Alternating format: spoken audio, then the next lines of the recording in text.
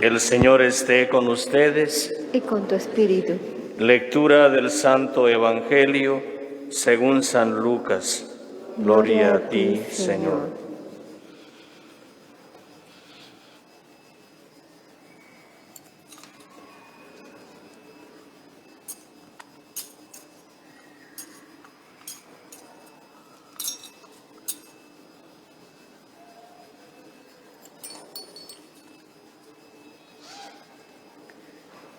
En aquel tiempo Jesús, para explicar a sus discípulos cómo tenían que orar siempre sin desanimarse, les propuso esta parábola. Había un juez en una ciudad que ni temía a Dios ni respetaba a los hombres. Había en la misma ciudad una viuda que no cesaba de suplicarle: «Hazme justicia frente a mi enemigo».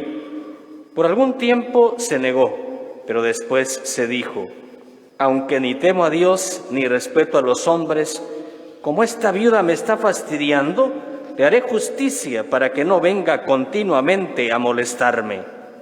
Y el Señor añadió: «Fíjense en lo que dice el juez injusto. Entonces Dios ¿no hará justicia a sus elegidos que le gritan día y noche? ¿Los hará esperar? Yo les digo y les aseguro que les hará justicia sin tardar. Pero cuando venga el Hijo del Hombre, ¿encontrará esa fe sobre la tierra?».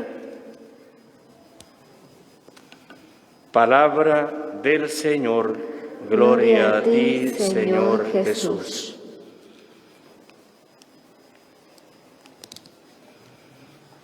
Pueden tomar asiento.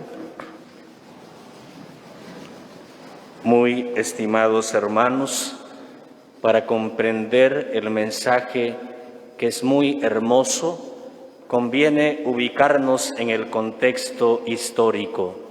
San Lucas, autor de este Evangelio, escribe en un contexto muy difícil para la Iglesia primitiva. Estamos hablando de la persecución por parte del Imperio Romano. Aquel que se declaraba cristiano era sometido a un juicio, confiscados sus bienes, y si no quería ofrecer un sacrificio a los dioses romanos o al emperador, simplemente era eliminado. Muchos mártires han ocurrido en este tiempo de persecución. Y vamos a ver que en esas circunstancias, obviamente, los cristianos estaban desconcertados, tristes, exigiendo justicia. Querían que no los sigan persiguiendo, que respeten su fe, que por supuesto respeten sus derechos. No les importaba a los romanos, quería aplastar y desaparecer al cristianismo.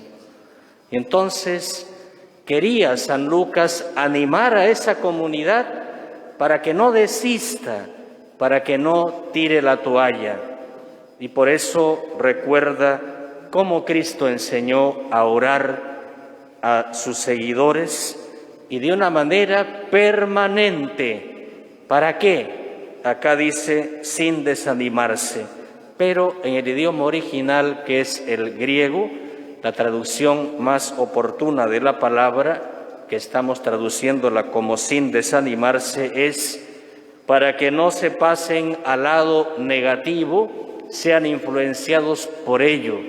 Eso es lo que significa. ¿Y por qué? Porque cuando uno está sufriendo la injusticia o la humillación, del corazón fácilmente puede surgir el odio, la violencia, el pasarse al bando del enemigo que nos ataca. Y eso es nefasto para nosotros. Y por eso dice Jesús, es importante orar para no permitir que ese daño haga estragos en nuestro corazón y nos termine desanimando después. Y para que esto quede claro, el Señor coloca esta parábola interesante donde aparecen dos personajes.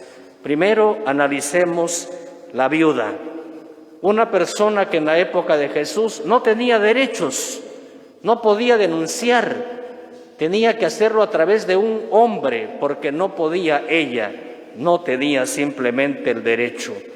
Pero esta mujer, a pesar de la circunstancia de injusticia que le han hecho, no se queda con los brazos cruzados, tampoco toma las armas, se acerca al juez y le pide que le haga justicia. Y es tan insistente que todos los días está ahí, dale que dale, hazme justicia.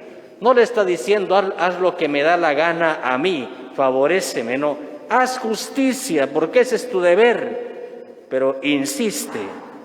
Vemos aquí representada de alguna forma a la iglesia de la época de San Lucas, que está siendo perseguida, que está siendo atormentada de una manera injusta, pide justicia y nadie le hace caso. Sigue en esa incertidumbre. También representa a muchas personas que sufren en carne propia la injusticia y que obviamente quieren que les hagan la justicia. Están allí que claman día y noche al Señor por justicia.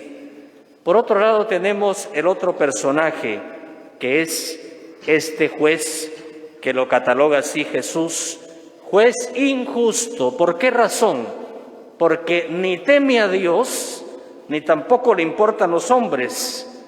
Lo que le importa es la plata, el prestigio, el tener poder, el servirse de ese poder para aplastar a los demás. Es decir, es un juez corrupto.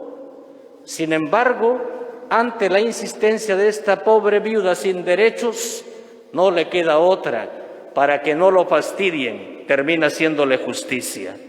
Eso también representa y tiene un par de interpretaciones que comparto.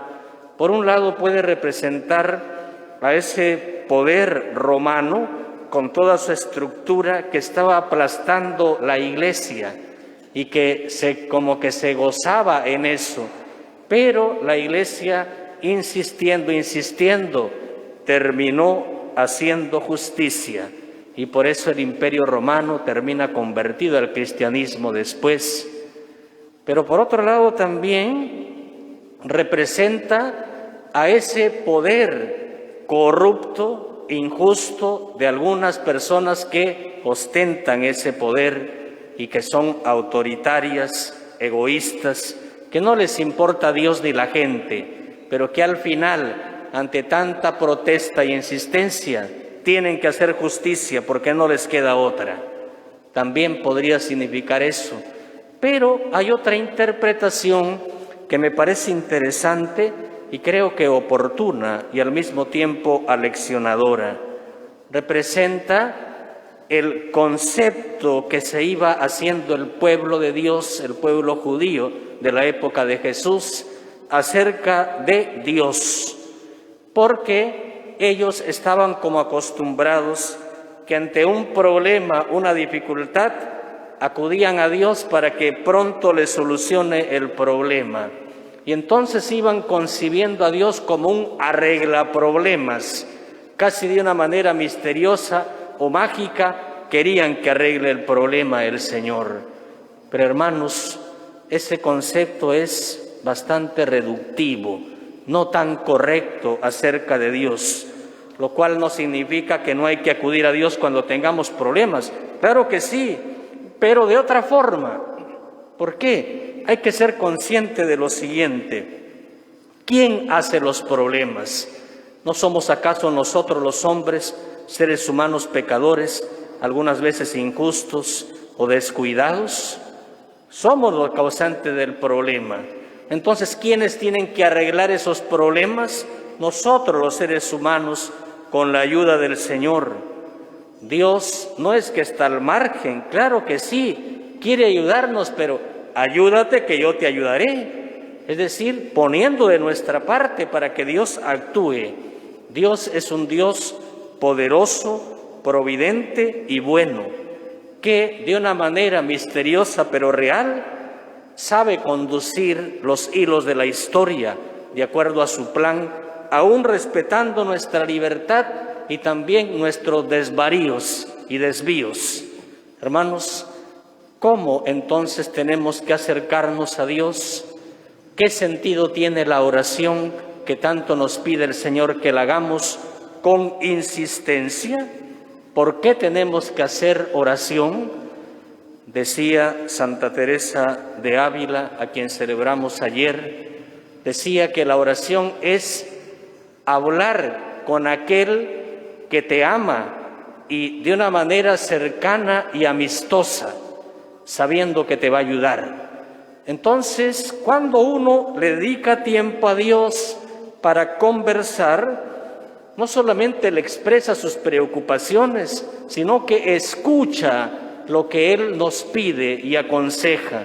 Y entonces conocemos su voluntad y ese es lo más seguro que hay, porque no se trata en la oración de que Dios haga mi voluntad, sino haga su voluntad, lo que a Él le corresponde, como la viuda que le decía, hazme justicia, es decir, haz tu voluntad, Señor, haz tu voluntad, y eso es lo mejor que pueda haber.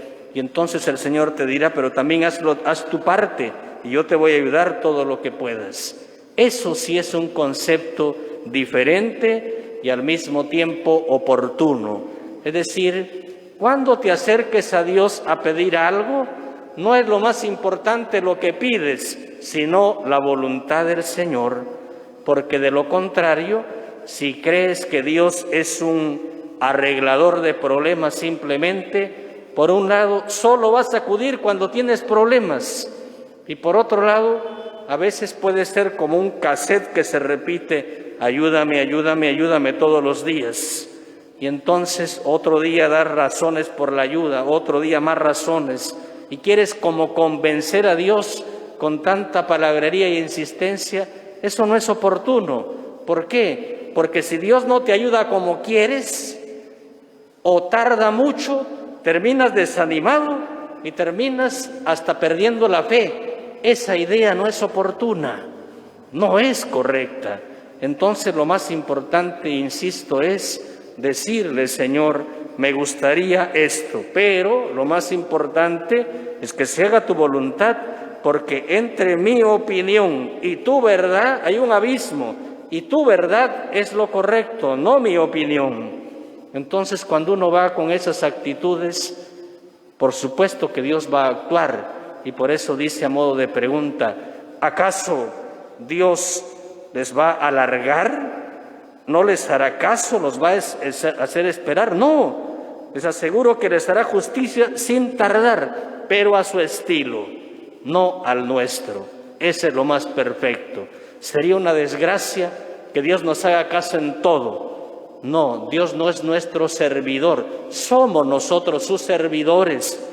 Caigamos en la cuenta, ubiquémonos bien y entonces estaremos en el camino correcto. Hermanos, que no saquemos excusas para no orar. Lo necesitamos. No es el único párrafo del Evangelio que nos insiste en que tenemos que orar. Varias páginas del Evangelio nos hablan de oración. Jesús es un maestro de oración. Necesitaba de la oración. Y tú, mucho más todavía necesitas. Por eso deja las excusas baratas. Que no tengo tiempo, que no puedo, que es muy difícil. ¿Y cuándo has buscado que te enseñen? ¿Y cuándo has practicado? Se aprende a hacer las cosas comenzando a hacerlas, no simplemente cruzándose de brazo esperando que otro haga por ti. Haz tú lo que tienes que hacer y verás que se va a cumplir el dicho. Dime con quién andas y te diré quién eres. La oración te va transformando. Necesitas darle un tiempo, buscar un espacio, que no te distraigas para no solamente rezar un Padre Nuestro y Ave María, sino conversar con Dios, entregarle tus preocupaciones. Y lo más importante de la oración no es lo que le digas tú, al revés, lo que te diga Él. Esa es tu referencia, ese es lo correcto. Y Dios habla, por supuesto que sí. Así que escúchalo, haz oración y no coloques excusas. Y mira, el Señor dice a modo de pregunta al final, cuando venga el Hijo del Hombre otra vez, ¿encontrará esta fe en la tierra? Es decir, esta fe puesta en ese Dios que no es una idea, no es un concepto, sino que es una realidad. Ese Dios que pide que trabajes y que te va a ayudar y que va a actuar con rapidez a su estilo, ¿encontrará esta fe? Muchas veces nos desanimamos porque pensamos al revés, que Dios haga mi voluntad y no yo hacer la suya. Entonces vamos por el camino incorrecto. En cambio, cuando vamos con sencillez, conociendo la causa, y vamos diciendo, Señor, haz tu voluntad en mí, eso sí es eficaz y eso sí que es rápido. Vayamos por ese camino y eso necesita convertirse. Por eso le pedimos al Señor ese regalo. Así sea.